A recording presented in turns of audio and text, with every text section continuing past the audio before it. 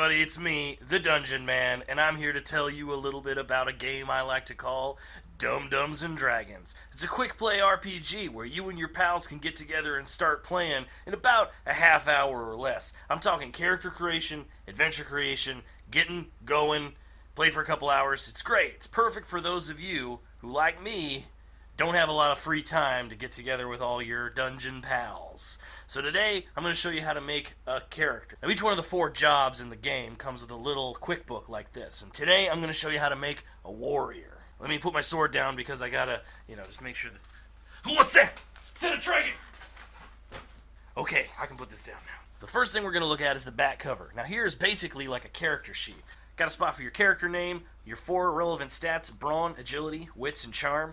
Your hit points there. Now, warriors, you're always going to start with 7, so I already filled that out for you, because that's just how the Dungeon Man do.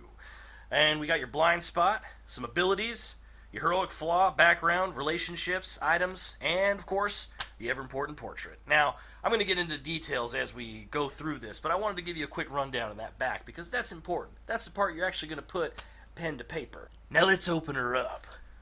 Now, on page 1, it gives you a rundown of what a warrior is. You get that 7 hit points, like we covered before. You get that +1 to brawn, so you can go ahead and start penciling those in now.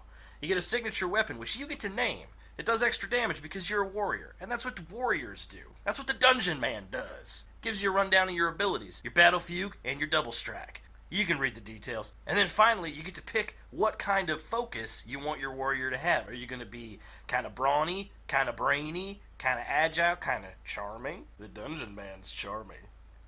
Wink. Eye patch joke. Now, this extra ability will set you apart from the other warriors. If a friend decides to make a warrior, and you decide to make a warrior, you don't have to fight to the death, as is tradition among warriors. No, you can both have your own uniquely flavored dum-dum. Next on page 2, you got your blind spot and your background. Now, these are both important. Your blind spot will denote something that your character just sucks at. Maybe they're lazy. Maybe they're oblivious. Maybe they're too stoic, and that puts people off. Now, each one has an associated ability score that you're going to knock 2 off of. Now, trust the Dungeon Man when he says he knows a few things about blind spots. That's another eye patch joke. These help flavor your character and give you opportunities to role-play an exciting and dramatic scene where your flaws are really affecting things and making things more complicated. Makes for interesting gameplay. Next is your background. That's where your character came of age. It's sort of a general area. Now, you get to 4 choices here, and that's going to add yet another bonus to your stats. It also gives you a little flavor for what kind of philosophy your character might have gained from that background. It's an option for role-playing. If you want to come up with your own, that's fine too. The Dungeon Man, he understands. Now turn to the page to the center. We got your special abilities and your heroic flaws. These are special, extra heroic abilities pulled from myths and legends that can set your character apart. Now the Dungeon Man, he can breathe underwater. That's just something he can do. It's pretty cool. It comes in handy a lot, more often than you'd think.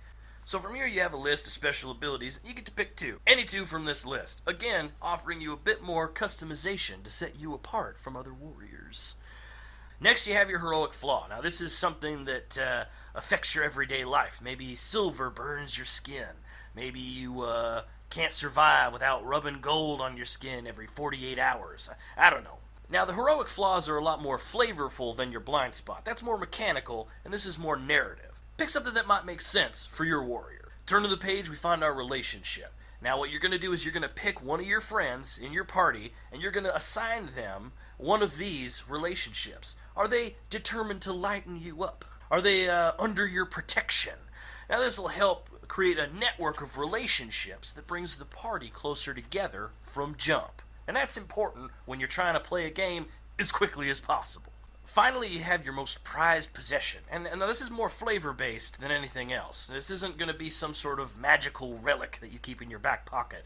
But maybe it's just the right thing to get you out of a specific pinch. Now, for an example, my prized possession is this special brooch that was given to me as a token of affection from a lover. It's silver, and I like it.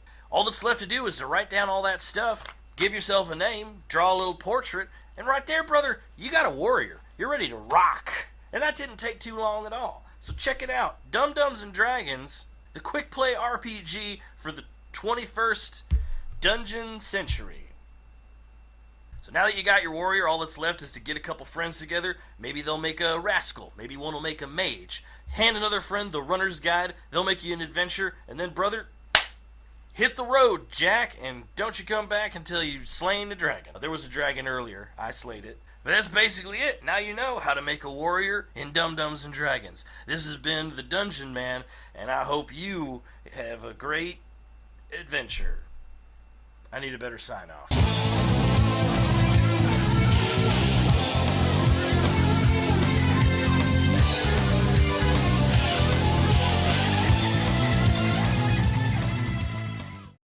I've been the Dungeon Man, and if I take off my wig, I look a lot like a Snake Plissken impersonator.